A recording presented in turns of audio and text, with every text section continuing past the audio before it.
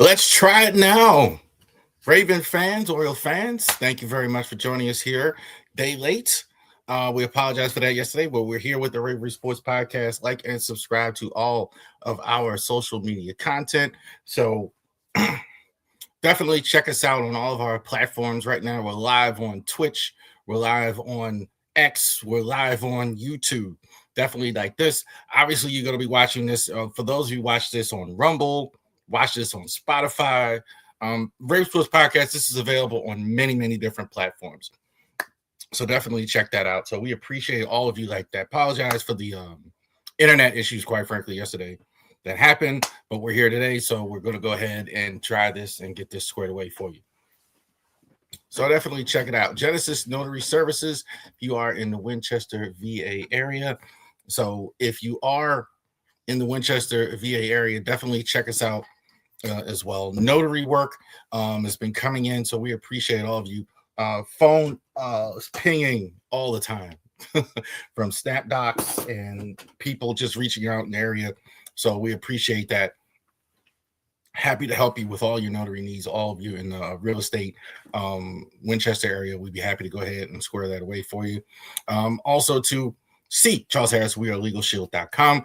Definitely to you young people, especially out here, that if you're out here trying to go ahead and get yourself squared away with your business, with all your things that you got going on, especially if you want to get a will done. Absolutely, if you want to get a will done, definitely check out Ravery Sports. Not Ravery Sports. Check out Legal Shield. It's a great resource for you. We'll go ahead and help you out with that. NFL pre and post game on April 23rd. So definitely we're going to get that taken care of on April 23rd. NFL pre and post game after the draft. So, and before the draft. So we will be there before and after the NFL draft. We'll absolutely go ahead and get that squared away.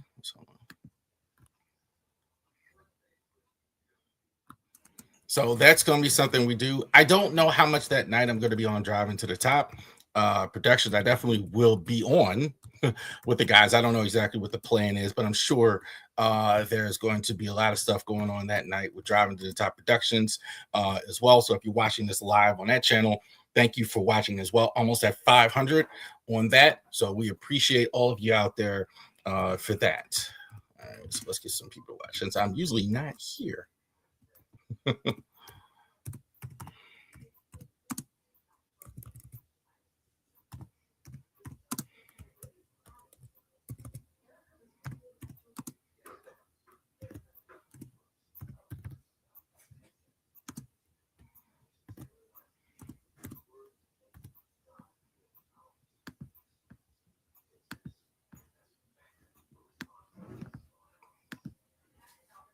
All right.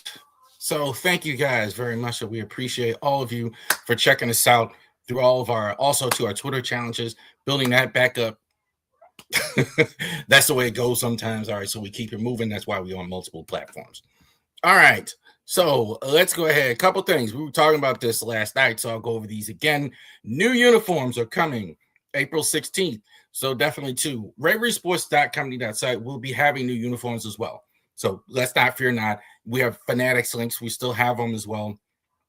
We may be rolling out another platform where you can get our stuff as well. So don't fear not about the new uniforms. These ones that are still there are going to be great because now, like, you can't get them everywhere. So the older ones. So I'm looking forward to that too. Like, people are looking now, for older uniform or whatever. Like, so that's going to be great too. We're going to have a lot of those as well. April 16th. Definitely check that out. So the Ravens' new uniforms are coming out. They're going to have a presser as well. I don't know if they're going to have a presser, but they're going to have a release as well. Sure, there's a pre-draft presser coming soon. I've not heard that yet. So we'll go ahead and keep you updated with that. And I did this last night with this. And I'll recreate it a little bit here. Daniel Falele signing with the New York Giants. The New York.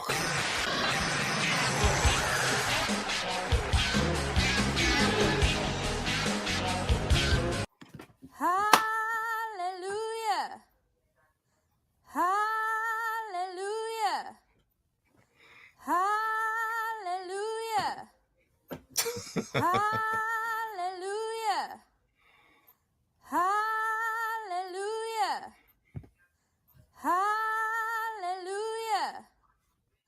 Hallelujah.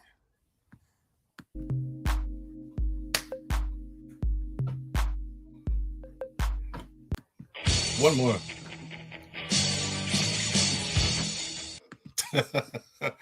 It's true. Daniel Falele signs with the New York Giants. We're all excited about that. Nothing personal to Daniel Falele. He just wasn't very good as a right guard for the Ravens. I'm John Harbaugh must really believe he's good. I think that's look. He didn't have to do this. He could have made this cute, but he actually signed a 1-year deal. He's gonna. I don't think he's gonna start. I don't think he's gonna start anyway. But I don't think he's. I think he's a backup role there, competing for a starting job. So good for him. He's continuing his NFL career as well with a different team. So shout out about that as well. One other thing I did talk about Lamar Jackson showing up to camp, voluntary camp, non-story in my opinion. Yesterday, I don't think I'm surprised the national media really wants to latch on and wants to create a problem with Lamar because Lamar is very problem free. He doesn't really say much to the media. He doesn't really have an agent for them to get stories. He kind of just shows up. He's never really missed any of the voluntary camps except for last year.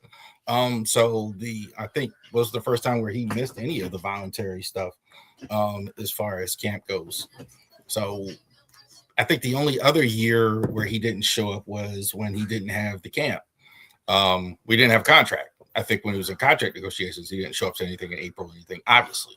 But that was the main thing. But shout out to Lamar. I think this is so sometimes media overblows things just to get clicks and views and narratives.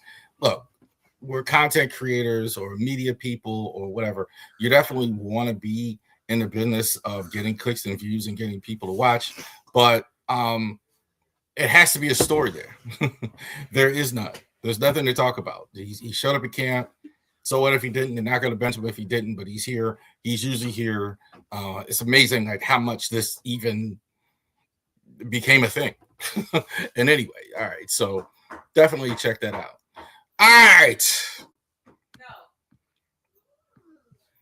So let's go ahead and get it popping with our NFL discussion, Ravens discussion this week. So we definitely got it right here. NFL for better or worse. I don't know how many of you watch For Better or Worse or watch Tyler Perry or anything like that, but I definitely did. I thoughtfully did. I'm a really more and more. I definitely know I'm a big fan of Michael Jai White. Definitely too. So he's definitely got some humor in him as well, but he's also too real. Dennis supposed to comedy, but like maybe the toughest guy in the world. So you're seeing on the screen Angela, Marcus, Joseph, Leslie, Keisha, and I always forget one.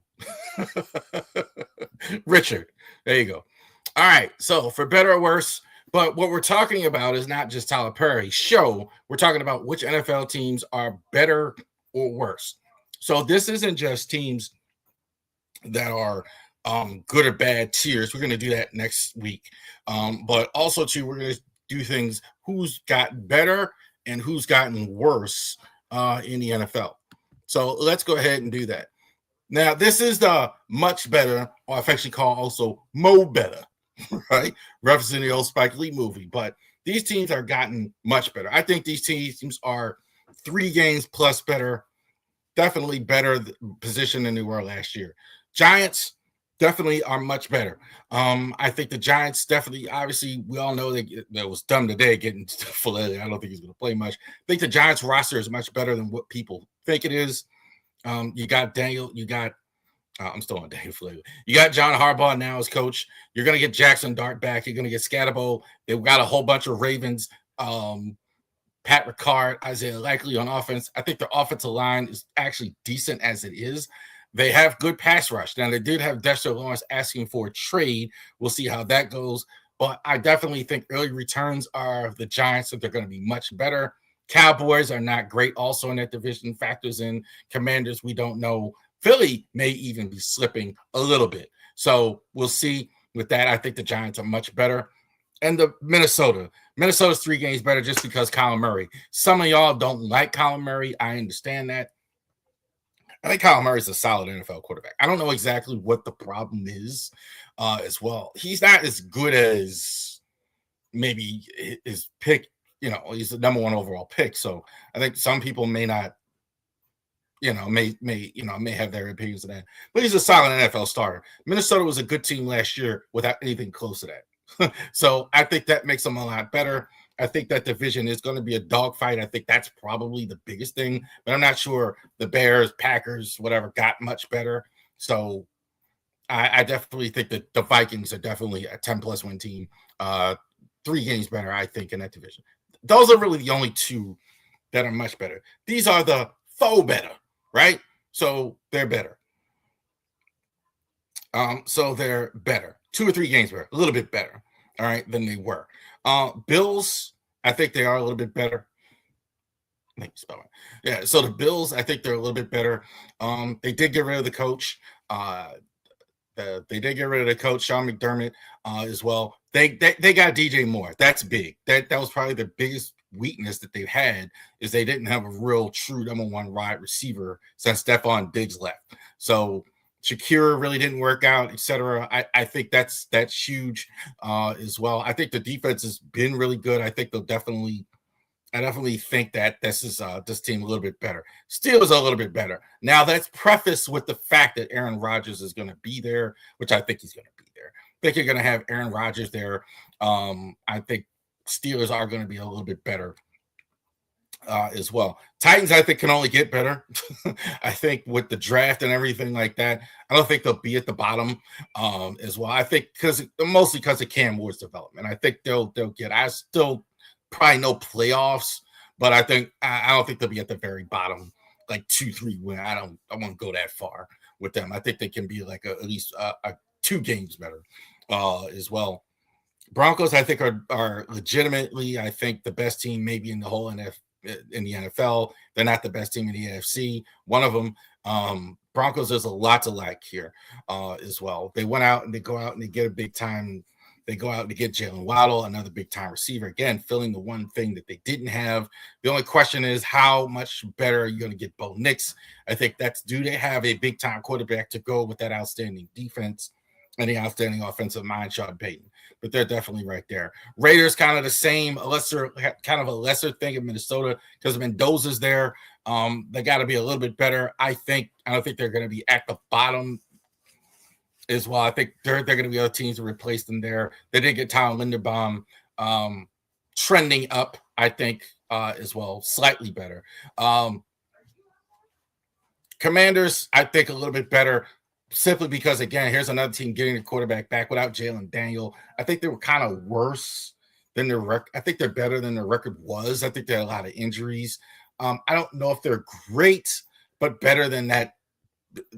I think they at least get to 7-8 wins. I think, I'd be surprised if that wasn't the case. Packers are a little bit better. Packers, I think, are just a good old solid organization as a whole.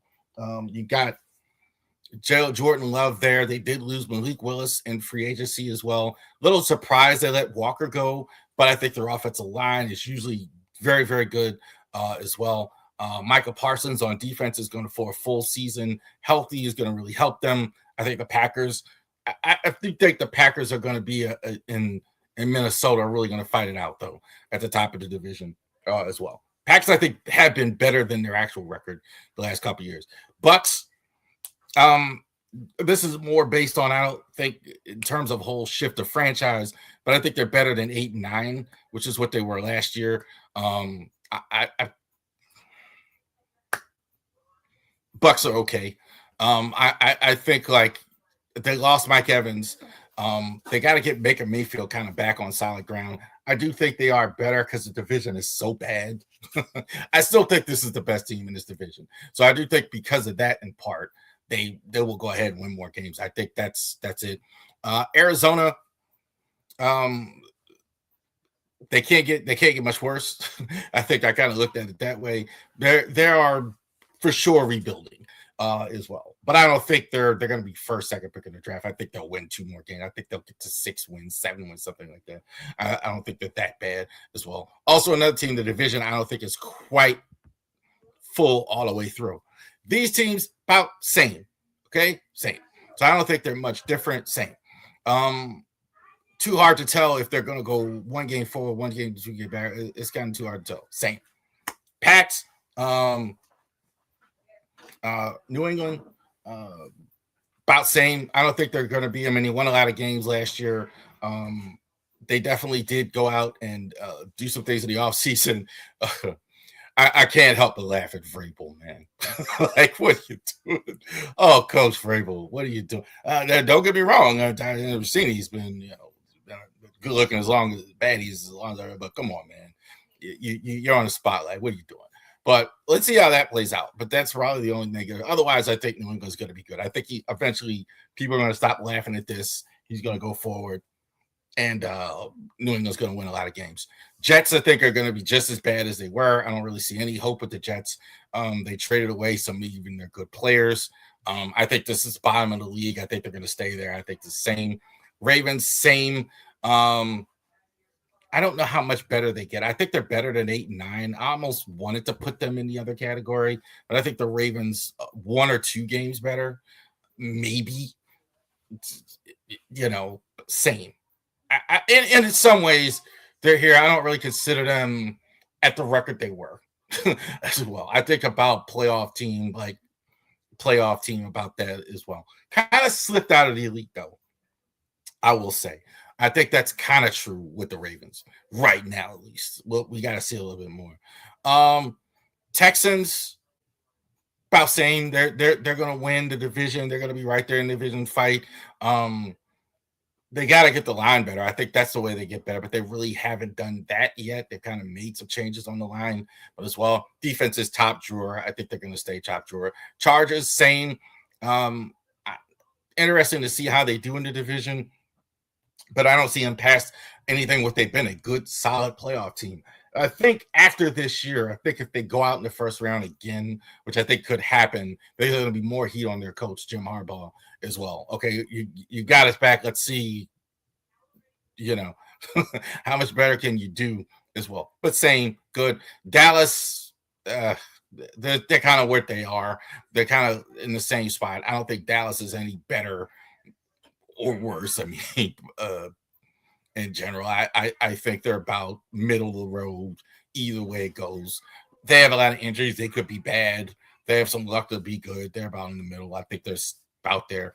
Bears, I think about saying they're going to win the division, possibly. They're in a tough division, but I don't think they got much better. I'm a little surprised that they didn't go for more. They got rid of DJ Moore. Obviously, Caleb Williams is developing, so you're happy about that. Defense, I think, is decent. About same. I think solid playoff team. I think that's what they still are. Carolina, I was tempted to put them in the 4 worst, but I'm going to leave them right there because I do think they got a little. I don't think they were as good as their record last year, which was only 8 and 9. So I think they can do that again. So I'm going to give them that as well. Saints, I think it's the same. I think they're still the worst team in that division.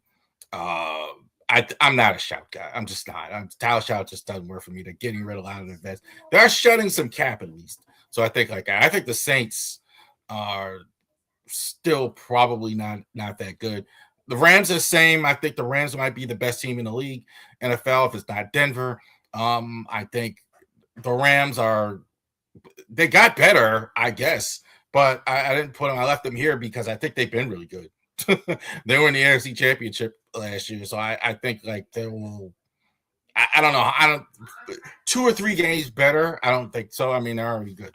So I kind of left them in the same, even though I think I like to move with Trent McDuffie as well. Worse. who's not as good. Bengals, they're not fixing the defense. They're not fixing the defense, and Joe Burrow's on the shelf a lot. Joe Burrow is just not. The fact that they wanted Joe Flacco back kind of tells you something. That they assume that this guy may be getting hurt as well. So I don't think they're in any kind of contention this year. When I've seen, they don't draft particularly well either. They kind of had some misses, so I think that might come back. Sometimes that comes back to hurt you the next year. So that's a thing. So put them in the worst category. Browns, yeah, no quarterback. I don't know how good Shador is, and Monken. Monken's been quite spicy in a lot of these pre-draft interviews. So we're seeing who the real Todd Monken is here as well. I don't know if I love that. Cool. Offensive line issues. Period. I know they're not very good. I don't think they got any better. I think so. I think they're. I definitely have them in the worst category. Jags. Don't want to be too disrespectful to the Jags because I think they're still solid. I'm not a Trevor Lawrence buyer that they're going to do this again and win the division. They had a pretty good year last year. They won the division even though they got eliminated in the wild card round. I don't think they do as well. I think I think it'll be 1 or 2 games worse. They haven't really also had an off season that really excites me as well. So I do think they're a little bit worse, a little bit behind the Texans. The Chefs are not good. I don't understand people that think that the Chefs are gonna. Their offense is really look without Pat Mahomes there. This team is really in the top 5 of the draft again. I think because of that is again, this is kind of more rating them as what people see them. I just want to make the point here. Kansas City is not good. They are for worse. They are. I don't know if they'll be 2-3 games worse, like 3-4, but that's a possibility. I don't think you'll win. I think they'll win more than 3 games with Mahomes healthy, which I'm not sure he is. So that's the other thing. So yeah, Kansas City not great. Eagles, I think they even with the slip, what I think they are, I think are still pretty good. The offensive line used to be the best in the NFL, so it's still good. There's some age now. There's some questions. So I question that. There's definitely real friction for some reason with Jalen Hurts. The Phillies are just a tough place to play, man. In terms of who would do a Super Bowl winning quarterback? Only Philly fans. So that's a real thing. They may still win the division, but I think there's definitely slippage. Kind of the same with the Lions. Not quite what they were. I don't see any reason why they are had to get again. The line is so vital to their success. Not there. Getting rid of David Montgomery, even though you have a Jamar Gibbs, so they might be okay. But I'm more trending down. Definitely trending down with the Falcons. Falcons just I don't know what they have at all. Quarterback. I mean, you went out and they got rid of Cousins. They still have Michael Penix there as well. I don't know if they've established anything on defense as much as they've had some draft picks. The one defensive guy got in some legal trouble. They did bring in Kevin Stefanski. I think what a good offensive coach. I mean, that doesn't help, but I don't know. I don't. They could be really bad as well. Seahawks, I kind of put them also in the. You almost have to put the Super Bowl winning team in the for worst category, even though I like them. They did lose Kenneth Walker, which could hurt them. So they may have a hole there at running back. They finally got really good production out of him. And as well, Darnold, I thought was really good. So slippage for them just might mean 10 wins or something like that. I don't think they win the Super Bowl again. I don't think they're in that division. Much worse, Miami's bad. Miami's really bad. Miami is really bad. I mean, they're basically almost on purpose. I mean, they've gutted. They got rid of Waddle. They got rid of Tyreek Hill. They got rid of Tua Tagovailoa. They did bring in Malik Willis, I think, to kind of study the ships. At least see what you got. I think you got to play somebody quarterback, which is, and I think Willis might be okay. I mean, certainly he's in the right place for success as well. But I don't think Miami's any good. I think Miami's maybe the worst team in the league. Colts, I don't know why people think the Colts are good. I don't know. I don't see it. Daniel Jones, he was getting exposed before he got hurt. I think that almost helped him, frankly. I I don't see it. I don't see it. I don't really see it in the Colts. As far as that defensively issues, offensively not great. They got rid of Pittman. Um, I don't know. I think they're at the bottom. Niners, I think, are going to slip. It was amazing they did as well as they did. I don't think they're that bad. But playoffs and all that, I don't think so. I think that's overcooking the grits. I think it would help to get Brock Purdy healthy for a whole season, but that was an issue for them as well. There you go. For better or worse. So those teams got better, those teams got worse. So definitely check that out as well. Who do you think got better or worse? So let me know. Let us know in the comments. Let us know. Definitely checking that out. Which teams got better, which teams got worse in the NFL. Next week, NFL tiers. So not just who got better, who got worse, who's good and bad in the league. No, we don't want to do that. All right. So it is a wrap for the college basketball season here. So let's go ahead and talk about the Final Four. People complaining about the Final Four. It really is, and just real quick, fascinating to me how much different the audiences are for college basketball and the NBA. It really is. Like, it seems like there's a lot of people, like national media, they're much harder on the NBA all the time for college basketball. And college basketball this wasn't a great game in terms of that, but this was who Michigan was if you watched them all year. So let's check out those few closing seconds here with the Blue. Anybody who's ever been to Detroit will tell you what they're called, the Blue. Length of the floor, layup doesn't go, ball knocked around, flung down the floor, Caravan trying to track it down, and he will. And it's over! Hail to the champions! Hail to Michigan! For the first time in 37 years, Destin the May Wolverines win the national title. Dusty. An unstoppable force in this tournament. 69-63, the final.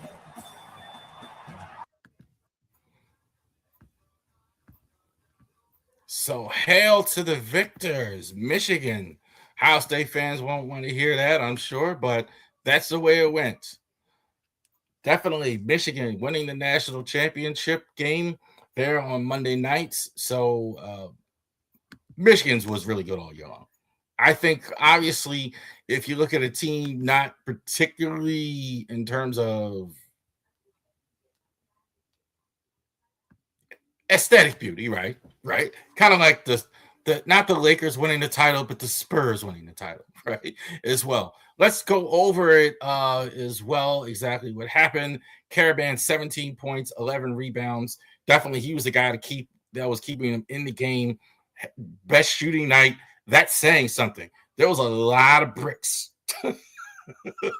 Laying those bricks. When I used to play in Baltimore, like on the blacktop, whatever, there was always some guy on the side, you laying those bricks over there. That's what this was. I mean, this was really a bunch of bricks in this one as well. Terrace Reed inside. Again, he didn't shoot well, but 13 rebounds. There was a lot of rebounds we had. I thought the rebounding totals in this one was high. So you got one guy with 11, one guy with 14 as well. Braylon Mullins, the hero, to actually get him in the Final Four. Not as good in this one. He did have 11 points. And again, high rebounding total, 7 rebounds. I think it was like 3 of 17 or something like that in this one. Shot a lot from the outside, but missed a lot of shots. Michigan's defense, I thought, was outstanding. Michigan's defense has been outstanding all season long. So, again, not watching again, like people were shocked by that. Like watching like the Big Ten. Landabor, This guy's underrated. I think he's fantastic. I think like definitely too. This is a guy that's going to play in the NBA. I don't know if he's a stud in the NBA, but I don't know that he's not either. I think he's definitely a guy with really all the tools like for the modern NBA. So he's a big that has great size, shoot from the outside, definitely can handle himself in the box, definitely can do all those things. Kind of like what you saw with Carlos Boozer for Duke this year, like that. But a taller, more experienced version. He hits all the food groups, right? Kind of like baseball term, like 5'2" athlete. That's kind of what you saw with him as well. Montez Johnson, again, 12 points, 10 rebounds. Again, another big rebounding night for him as well. This was kind of the guy. Their starting five was very, very good. I thought all season long. Good depth for them. They had a decent enough bench, but their starting five was very, very good. Ellie Cadeau, I think, was probably, along with Landeboy, was the reason he won. 19 points, 2 assists, probably had the best offensive game of anybody on the court as well. And he's done that a couple times. You saw that when I saw Michigan this year, when Landeboy didn't have the great night, this guy always did. Cadeau, really solid junior as well. So I don't know if he's an NBA player. We'll see, but I think he was pretty good. Guards, it's a little tougher to tell, like sometimes as well if they go to next level. There's more guards available, but 19-2 as well. So Michigan closes out the college basketball season with a win. There you go, Michigan. Hail to Michigan. You used to have family in Michigan. That's a long story. But Michigan goes ahead and wins the title. Shout out for Michigan actually getting that done as well. College basketball, I thought is much better than place than they were a few years ago. So for sure. College basketball, I don't think is what it was like, or the supposed heyday in the 80s, whatever. But I think you're seeing it. You're seeing overseas guys actually now come to college basketball and play because they can make some money. You're seeing guys stay in college as well, transfer and go to schools. You're seeing a lot of that. So it's good. I thought that I just think the two teams in the finals with just the styles, it's not for everybody. The styles is, like the Spurs, like the Pacers, like the, a bit of that. So there you go with that. More NBA, since you brought it up. All right. So NBA season is about over. We're about to start here the playoffs. We're going to start talking playoffs after this. But the regular season, we're going to talk about what happened as well. So definitely check that out here as well. So this is just now, this isn't what the odds makers say. This is just what I've seen during the NBA season. If I was giving out the awards, this is what I would do. This isn't necessarily some of you're expecting as far as gambling. I get it, but this is just kind of what I've seen with the NBA and the awards season as well. Rookie of the year, Maxime. That's how I keep calling him, Maxime.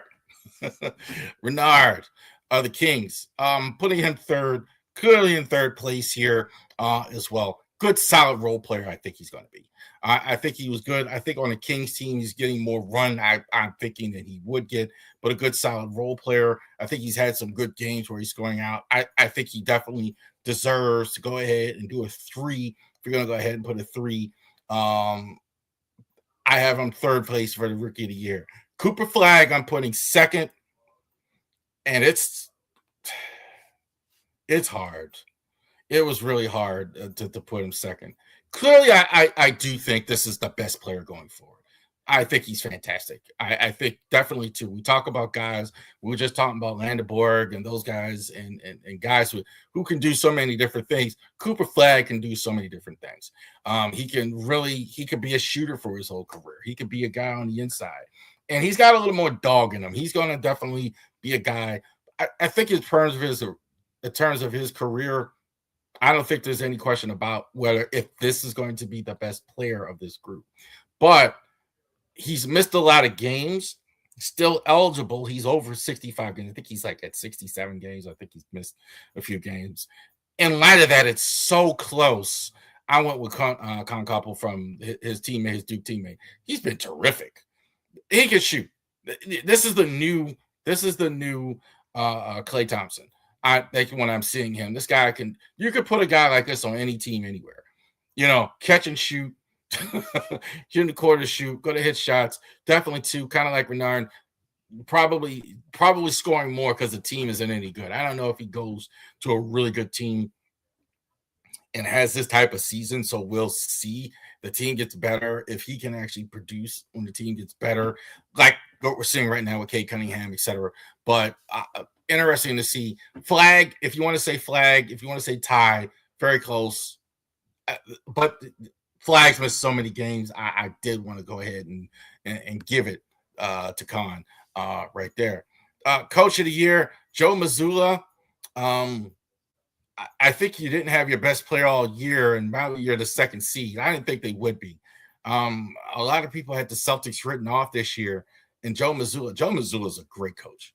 Love listening to his press conferences. Love listening to him, period. I can't be the only one. So, listening to him, if I'm motivated listening to this guy, and I don't even like the Celtics, I know his players, and a lot of them have to be. So shout out to him as well. Mazzulla is very impressive young guy as well. Mitch Johnson is another very impressive young guy. Now you got a great player. I mean, I think that's for sure. You got a lot of good young players there in the Spurs. Surprise is happening this fast. Considering all the things that could have happened. If certainly Greg Popovich was there, I certainly would be like, yeah, well, but this guy's a stud. No question about it. Mitch Johnson, Bernie Bickerstaff. I think JB Bickerstaff, I think that's fantastic as well. JB Bickerstaff. But JB Bickerstaff and the Pistons, even more so without Cade Cunningham down the stretch. This team, nobody, I don't think we kind of maybe thought the Knicks, Pacers, Celtics might take a step back. We didn't know who the Pistons have really answered the bell. This is a good team. I'm even more impressed with the way they played without Cade Cunningham being injured lately, beating the Lakers, snapping the Lakers win streak, etc. Very impressive. So I think JB Bickerstaff, I would give him Coach of the Year. Defensive Player of the Year. Some of the names we know. This is all size. I looked at the guards. I just can't. I just couldn't do it. Rudy Gobert. This guy's only in the league for defense. I think he's an outstanding defender. He changes everything inside. All these guys change everything inside. He's solid, runs the floor very well. He's going to get you blocks. He's going to get you those defensive rebounds. He's been doing it for a long time. He's kind of always here too, isn't he? In terms of the top of the defensive list. So Rudy Gobert, shout out to him. Chet Holmgren, I think had it not been for Victor Wembanyama, we'd be really, really talking about him. But similar path. So skinny, man. Really. But Holmgren, I think is definitely the whole package in terms of that as well. Changes everything. I think when you go in there and he's playing, it looks totally different as for when he's out the game as well. Moves the ball, still young, runs the floor really well. Definitely going to get you block shots. Defense, they play defense, and I think he's on the best defensive team in the league, the Thunder. And so I think that's definitely why he's there. He clean close, but Victor Wembanyama is Victor Wembanyama is fantastic. Period. You can't do anything with those long arms in the lane. You can forget it. You can't. I've never seen anything. I don't have a comp. I've never seen anything like it. He sticks those long arms up in the lane, the way he moves and everything like that. There's no offense. None. You can't. There's nothing you could do. Something like this is something, guys, and just take. You're never gonna see this again. Like a guy like Wembanyama as well. He could get this for 10 years as well. I don't think he's the MVP. We'll get to that in a second. But I think he's definitely too outstanding down the stretch. Six man seems like Nas Reed every year.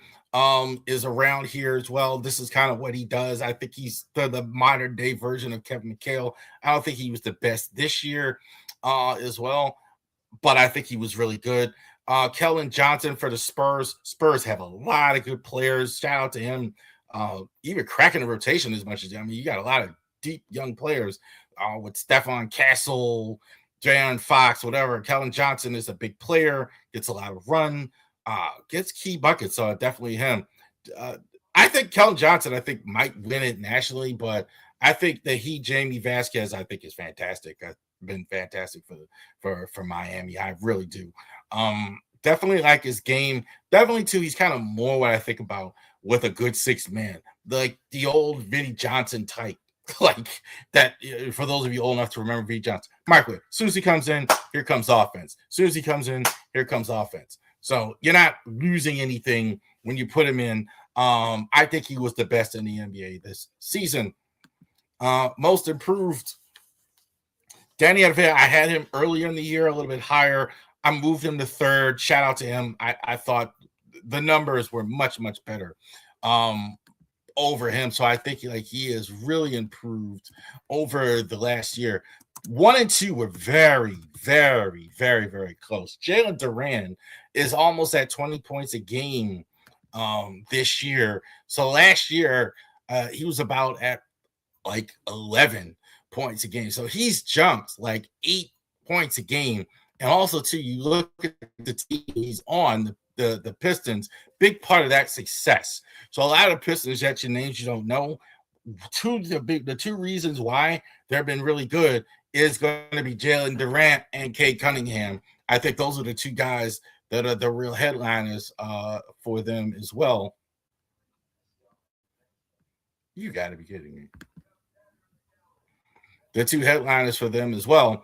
But Nick Alexander Walker has been fantastic. His scoring average improved even more than Durant's and then Duran's as well. And I thought this guy, I mean, definitely on the Hawks, there's nothing else there, right? They traded away Trae Young, etc. I've got no problem giving this guy most improved player in the entire NBA as well. MVP. These three guys, I got no problem. I usually don't have three, but if you want to say one of these three is the MVP, go right ahead. I'm not too mad. Nikola Jokic is having a Hall of Fame All-Star fantastic triple-double season that no one's noticing. He's been terrific, averaging a triple-double. I'm not sure he's not the best passer in the league, and that's including guards. Great skill player, very durable, plays every night, scores 20, get you 10 rebounds, no problem, 10 assists, no problem. Fantastic, carrying the Nuggets as he always does. Nuggets, one of the better teams in the league. No one's noticing. He's been terrific. Nikola Jokic.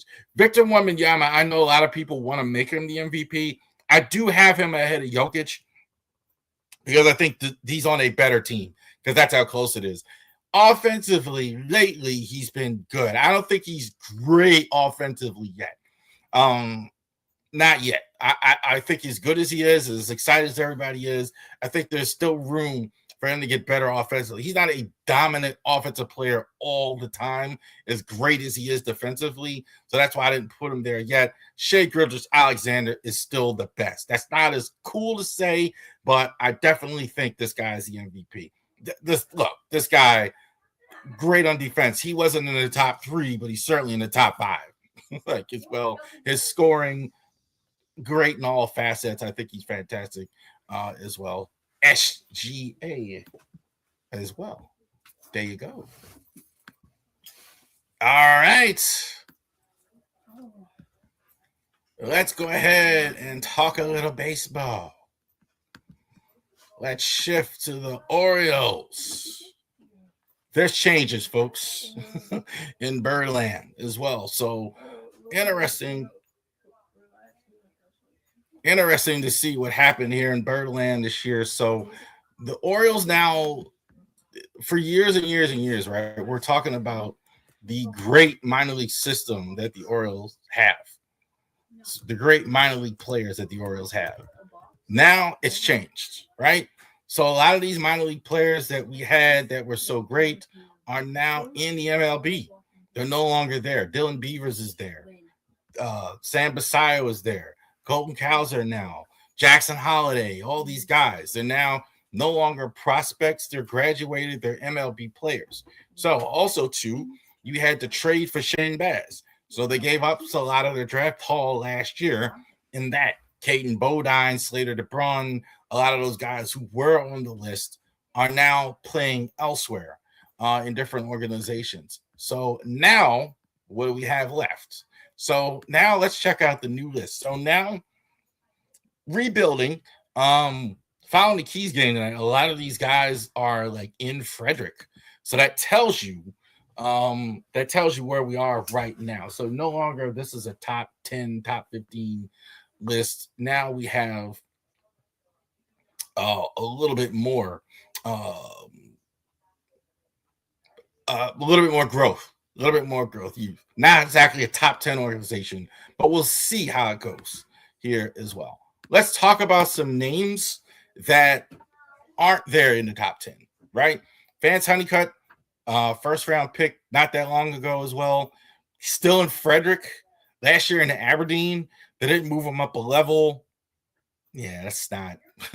So definitely defensively, he's fantastic. I definitely think there's a lot there, a lot of natural ability, good spring. So I think there's definitely hope there that he gets better.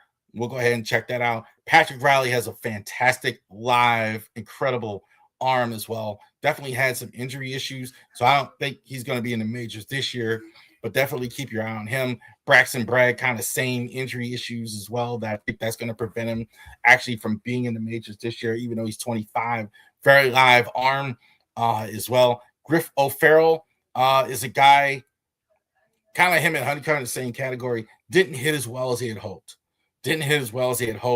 Very good to field as well, but definitely needs to improve at the plate as well. And Nestor German is a guy I think the Orioles definitely going to keep an eye on. Here's another guy, flamethrower. I do think it's possibility you'll see him this year as well, but not a top 10 prospect. Not in my opinion. All right, here are your top 10 prospects as well, and let's go ahead and check that out. Everybody argues with me whenever I say I like Creed Williams. There's always some dodo bird always he's not good. Creed Williams, I think, is in now. I'm putting him in the top 10 with my chest out because this guy, all he has done is hit at every level. Now he's in Norfolk. He's a definite power hitter. He definitely has major league power as well. Is he ever going to be good enough behind the plate? I don't know. That's the one question. I think it's a fair question. But this guy is not just a guy that, looks good in clips. Like, there's enough evidence of good hitting, of solid hitting, of good power. I'm putting him in the top 10. I don't think there's a question about it. And I don't think we're that far from seeing him. I think 2027 is a real possibility for the young player. Aaron Estrada, I think, is a highlight film on defense if you ever watch him as well. 21 years old. I don't know if he's I don't know if he's a Jackson Holiday level or whatever. I definitely think he's a guy who can get into the top 100 prospects. We'll see. I can see him having a Beavers type path because he's a solid hitter with great speed as well. Backing up a bit is Enrique. So kind of the same. Like we talked about, all the physical tools are there. Definitely the great stolen base speed. Definitely the great defensive prowess as well. We know he's not going to be a power hitter. He's more of a legs guy. He's just not hitting enough, I think, to go ahead and put him in that category. I think if he can, we'll see him for sure. But I don't think he's going to have any role in the 2026 Orioles cup of coffee, as they say. Look for him like September, August, September, something like that. I think that's possible as well, if he can have a good season in Norfolk as well. It could be sooner if he really plays well. So we're still here at the beginning, so we'll see. Trey Gibson, I think, is outstanding as well. I definitely think they were actually, I think, considering him for rotation. I don't think we're that long away from seeing Trey Gibson in the Oriole uniform for real. You got to obviously see how he does in the minors as well, but throws well I think, like you talk about prospects with injuries, he's kind of the last one standing. Trey Gibson, as well. So definitely two. I think definitely think the rotation as well. We'll talk about Zach Eflin and all, but I don't think this that far away as well. Sasquatch is what they call it. Boston Bateman is huge, literally 6'6", 6'7". This is what they want it to look like. Big, strong guy. Randy Johnson is not, that's overcooking it, I think, as well, but he's just a big hard thrower on the left side. I think this guy is always going to have a place as well. Can he get his control to the point where he can go ahead and be a starter? I think this is one of, if not the best rotation guy in the Orioles organization, because you're not going to find guys like this all around. They're going to get calls about him for sure, but this guy's going to throw 100 from the left side. Very young. He's a ways away though. He's not 2020. I don't think that's. I don't think it's this year. I mean, maybe that's 28, but he's a year or two away. I think he's still a ways away before you actually see him as well. Top 5, Esteban. Yeah. Again, ways away. Electric stuff. Some people might have him higher. I don't blame him for that as well. I think definitely too. I can see him in the top 100 prospects.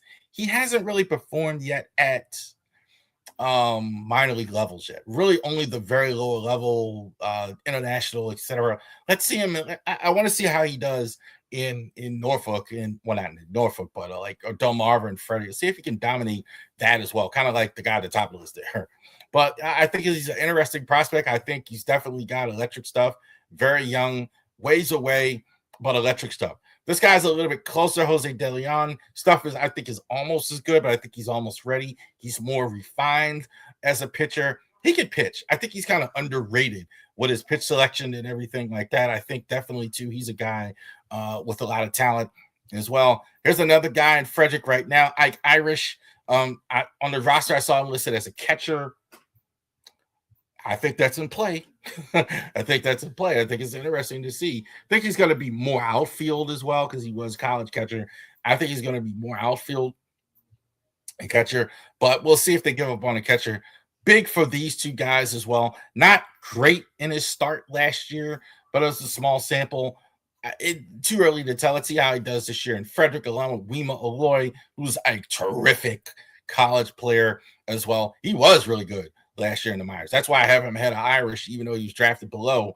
I think this guy is for sure. It's anything like we saw during the College World Series, during baseball. Definitely a National Player of the Year, outstanding number 2. And Nate George is eye-popping to watch. If he can hit home runs, he's every tool. He was outstanding at the low levels, outstanding at the guys. The only top really MLB 100 prospect, and I think he's definitely the number 1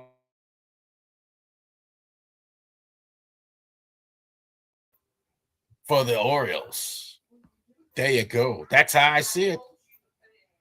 The new prospect list for the Orioles. All right. We're calling this an Orioles Weekly Report. We may call it This Week in Orioles. We'll see. But basically, we're going to talk about the Orioles week here.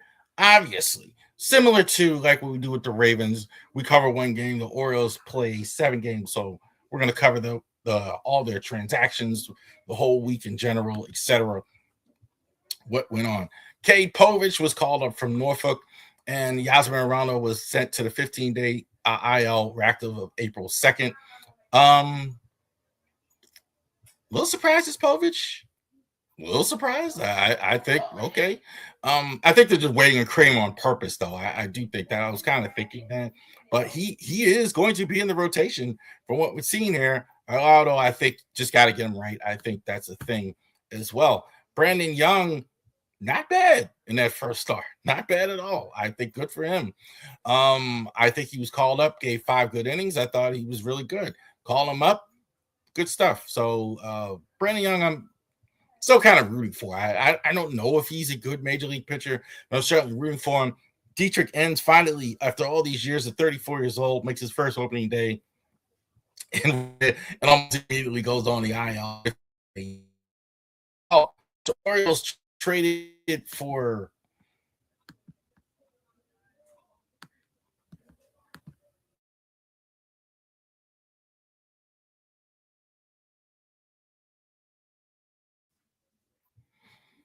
here we go. Orioles traded for Braden Smith. Traded Braden Smith to St. Louis Cardinals, Nick Rackett. So definitely getting an extra left-hand bullpen arm. Definitely, I kind of feel the churn that they want to do with the roster already. Last year they had to do it, but I think this is kind of the way they want to roll. Like always with the churn of the off season as well. Last night, right before the stream, we talked about I was putting it in, and Zach Eflin was going to have a second opinion right before I was supposed to come on. Then it was announced that he had UCL construction, Tommy John surgery, as it's more often known, will miss this year and the next year. Terrible for Zach Eflin as well. You know, we thought he'd miss some time, but then he was able to go ahead and go at the start. Then even to the point where he won the fifth starter, and now no longer the fifth starter. So it didn't work out for him. So Zach Eflin, 2027, definitely probably finding a new team, obviously next year.